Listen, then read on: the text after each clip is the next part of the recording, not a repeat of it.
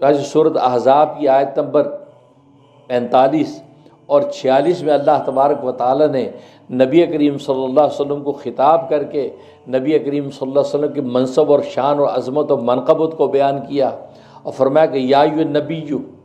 اے نبی، انا ارسلناک، بے شک ہم نے تجھے بھیجا ہے، تجھے مبعوث کیا ہے، شاہدن، شاہد بنا کر، یعنی اس امت پر گواہ بنا کر وہ کہ ہم یہ بھیجا ہے، وہ مبشرن، اور تجھے بشارتیں سنانے والا بنا کر بھیجا ہے،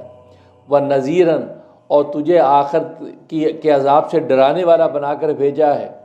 وہ داعیا الی اللہ باذنہ، اور اللہ کی طرف دعوت دینے والا بنا کر بھیجا ہے اللہ ہی کی اجازت اور اس کے اذن سے، کہ آپ اللہ کی طرف لوگوں کو بلاتے ہیں۔ اور آخر میں فرمایا وہ سراج منیرہ، اور ہم نے تمہیں جو سراج منیرہ بنا کر بھیجا ہے، روشن چراغ بنا کر بھیجا ہے۔ تو گویا کہ سراج سے مراد چراغ اور منیرہ سے مراد روشن، گویا کہ آپ کو روشن چراغ بنا کر بھیجا ہے۔ تو دیکھیے، روشنیاں دنیا میں دو طرح کی تھیں، ایک آفتاب و ماہتاب کی روشنی تھی، دوسرے چراغ کی اور سائنسی روشنی تھی۔ لیکن اللہ تبارک و تعالیٰ نے سرکار دو عالم صلی اللہ علیہ وسلم کی جب مانوی روشنی سمجھانا چاہی تو آفتاب کی روشنی کے ساتھ مشابہت و تمثیل پیش نہیں کی، بلکہ چراغ کی روشنی کے ساتھ تمثیل پیش کی ہے۔ حالانکہ بظاہر یہاں شبہ یہ ظاہر ہوتا ہے کہ آفتاب کی روشنی تو بہت زیادہ ہے، اور ایسی کثیر اور اتنی وسیع روشنی سرکار دو عالم صلی اللہ علیہ وسلم کہ اس مانوی روشنی کی تمثیل تو اس کے ساتھ دینی چاہیے تھی، آفتاب یا ماہتاب کی روشنی کے ساتھ دینی چاہیے تھی۔ ظاہر کہ اس روشنی کی تو کوئی نظیر نہیں ہے، لیکن سرکار دو عالم صلی اللہ علیہ وسلم کی تمثیل اللہ تبارک و تعالی نے دنیا کے چراغ کی روشنی کے ساتھ دی ہے۔ حالانکہ چراغ کی روشنی بظاہر آفتاب کی روشنی کے سامنے کم نظر آتی ہے۔ اگر آفتاب کی روشنی کے سامنے چراغ کو لے جائیں تو چراغ کی روشنی مدھم نظر آتی ہے، آفتاب کی روشنی زیادہ نظر آتی ہے۔ لیکن اللہ تبارک و تعالی نے آخر کیا وجہ، اس میں کیا راز تھا کہ سرکار دو عالم صلی اللہ علیہ وسلم کی جو مانوی روشنی تھی اس کی مثال آپ نے دنیا کے چراغ کے ساتھ حصی طور پر سمجھایا ہے، آفتاب کی روشنی کے ساتھ اس کی مشابہت نہیں قرار دی۔ آخر اس کی وجہ کیا ہے؟ وجہ اصل میں یہ ہے کہ آفتاب اور ماہتاب کی جو روشنی ہے اس میں دو صفات پائی جاتی ہیں، دو وصف پائے جاتے ہیں۔ ایک وصف تو یہ کہ آفتاب خود روشن ہے، آفتاب خود روشن ہے، ماہتاب خود روشن ہے، اور دوسرا وصف یہ ہے کہ وہ دوسرے کو بھی روشن کر دیتا ہے، دوسرے کو بھی روشنی پہنچا دیتا ہے۔ تو گویا کہ جب آفتاب روشن ہوتا ہے، ایک تو خود اپنی ذات میں روشن ہے، دوسرا اس کی روشنی کی وجہ سے یہ کائنات روشن ہو جاتی ہے۔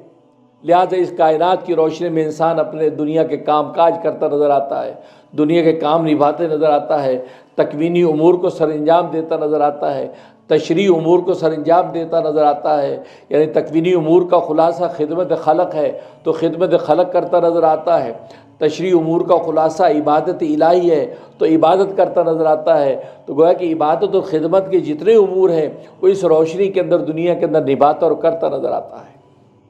تو دیکھو، آفتاب میں دو وصف نکلے، ایک کہ وہ خود اپنی ذات میں روشن ہے، دوسرا یہ کہ دوسروں کو روشنی پہنچا دیتا ہے، نہیں تو یہ کہ دوسرے لوگ اس روشنی سے فائدہ اٹھاتے ہیں۔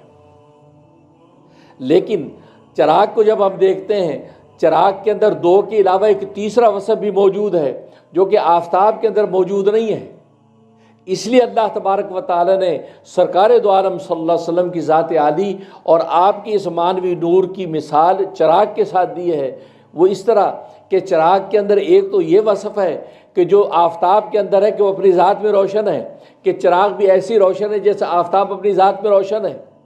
اور دوسرا وصف وہی آفتاب والا کہ دوسرے کو روشنی پہنچا کے اپنے کام کاج کرنے کو آسان کر دیتا ہے، دوسرے کو روشن کر دیتا ہے۔ تو زیادہ اندھیر کمرے میں چراغ اگر جلتا ہے تو چراغ خود اپنی ذات میں بھی روشن ہے، اس کی روشنی سے کمرہ سارا نظر آتا ہے، انسان اس کی روشنی میں مزید آگے کام کاج کرتے نظر آتے ہیں۔